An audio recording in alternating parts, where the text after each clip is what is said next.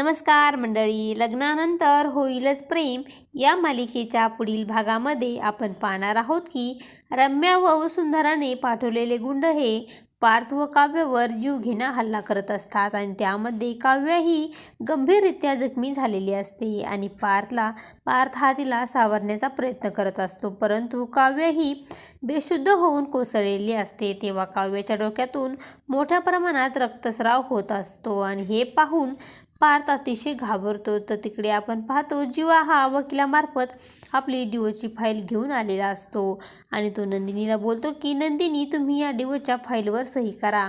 आणि तेव्हा नंदिनी देखील अतिशय दुःखी झालेली असते आणि ती बोलते की जीवा, माझे काहीतरी ऐकून घ्या ना। तेव्हा जीवा बोलतो, आतापर्यंत जे काही झाले ते पुरे झाले, सर्व काही बोलून ऐकून झाले आहे। आता तुम्ही फक्त या पेपरवर सही करा। आपल्या दोघांचे वेगळे होणे हेच आपल्यासाठी योग्य आहे।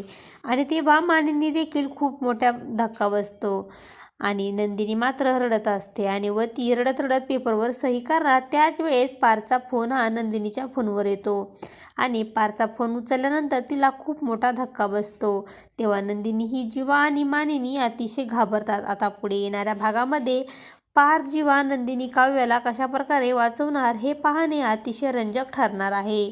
लग्नानंतर होईलच प्रेम या मालिकेचे सर्व अपडेट पाहण्यासाठी आपल्या चॅनलला लाईक करा, शेअर करा आणि सबस्क्राईब करायला विसरू नका। धन्यवाद।